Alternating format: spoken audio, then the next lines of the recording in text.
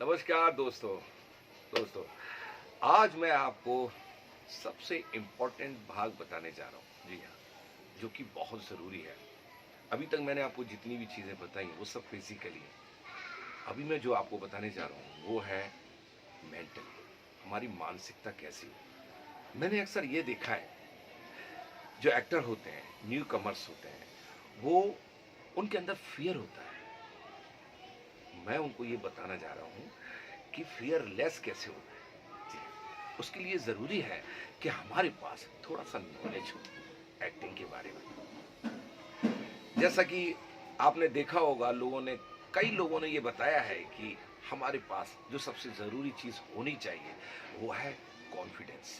जी हाँ, अक्सर मैं लोगों को देखता हूँ कि कैमरे के सामने आते ही उनका कॉन्फिडेंस जो है डगमगा जाता है। तो ये इतनी ज़रूरी चीज़ है ना कि जितने भी जो रस हैं और जो एक्टिंग के लिए जो डायलॉग्स होते हैं, जो हम बोलते हैं कैरेक्टर में आने के बाद, वो बोल ही नहीं पाएंगे अगर हमारे पास कॉन्फिडेंस नहीं, नॉलेज नहीं। एक एक्टर को नॉलेज होना बहुत ज़रूरी है और उस नॉलेज को प्रस्तुत करने के लिए, प्रेजेंट करने के लिए कॉन्फिडेंस, जिसे हम हिंदी में कहते हैं आत्मविश्वास। आत्मविश्वास होगा तो हम उन डायलॉग्स को, उन कैरेक्टर में अच्छे से प्ले कर पाएंगे। जी हाँ दोस्तों, अब देखो, आत्मविश्वास कहते तो हैं सब कि होना चाहिए, लेकिन आएगा कैसे दोस्तों? ये आत्मविश्वास आता है नॉलेज से। आपके पास नॉलेज होगा, नॉलेज माने कि ज्ञान। ज्ञान हर चीज का आधार है, इस एक्टिंग का भी। अभिनय में सबसे इंपॉर्टेंट भाग है वो नॉलेज का है। नॉलेज होगा तो कॉन्फिडेंस आएगा, कॉन्फिडेंस होगा, आत्मविश्वास होगा, तो आप बहुत अच्छे से डायलॉग बोल पाओगे। जी हाँ, नहीं तो क्या होगा? आप तो बहुत अच्छे से लाइन याद करके आए घर से, या सपोज सेट पे आपने याद किया, लेकिन कैमरे के सामने आते ही हवा निकल गई जो कि अक्सर होता है। हमने तो सेट पे देखा कई लोगों को। कई लोग एक्टर बेचारे जब बोल नहीं पाते हैं तो उनको तरह तरह की बातें सुननी पड़ती हैं। जी हाँ, और भी बहुत सारी चीज़ें हैं, वो मैं क्या बताऊं अभी। लेकिन इतना समझ लो कि कॉन्फिडेंस के बिना ये चीज़ संभव है ही नहीं।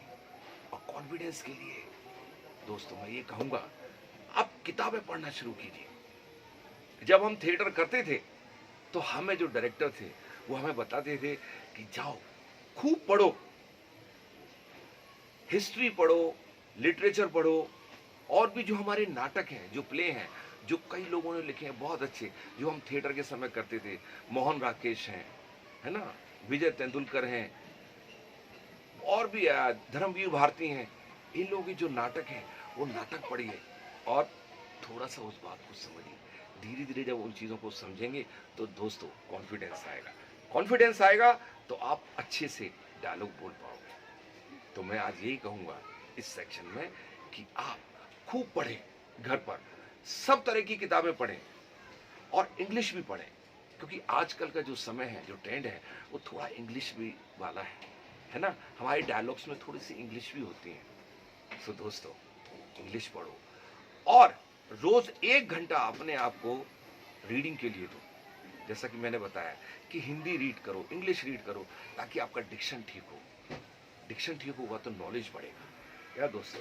सो gain knowledge, gain confidence, then do dialogues. तो दोस्तों, आज के लिए इस सेक्शन में इतना ही। फिर मैं आगे बताऊंगा अगली बार। तब तक राधे राधे। दोस्तों, मैं एक बात और बताना चाह रहा था आपको। फियर को दूर करने के लिए, ये जो डर है, अनचाहा डर, हमको पता भी नहीं होता, लेकिन ये डर हमारे पास रहता है, हमारे साथ रहता है। इसको दूर करने के लिए ना, मैंने जो आपको रस बताए, जो डायलॉग्स हैं, जो मैंने बताए, वो भी, या आप अपनी तरह से भी ले सकते हैं, जो भी आपको याद आते हो, कहीं से भी, किसी फिल्म में, सीरियल में, वहाँ से वो डायलॉग उठा के मिरर के सामने उसको प्रैक्टिस करिए। अलग अलग रस में, अलग अलग डिग्री पर, पहले स्लो, फिर उसके आगे, फिर उसके आगे, फिर उसके, ऐसे जब आप प्रैक्टिस करेंगे तो आप कॉन्फिडेंस गेन कर पाएंगे। कॉन्फिडेंस आएगा दोस्तों तो फिर सब कुछ आ जाएगा।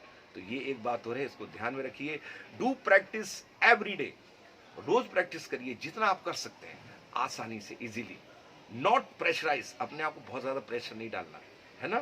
तो दोस्तों ये काम और करिए, तो आप जल्दी ही विजय प्राप्त करेंगे इन चीजों पर, फिर जल्दी ही कैमरे के सामने भी आएंगे। तो तब तक राधे राधे।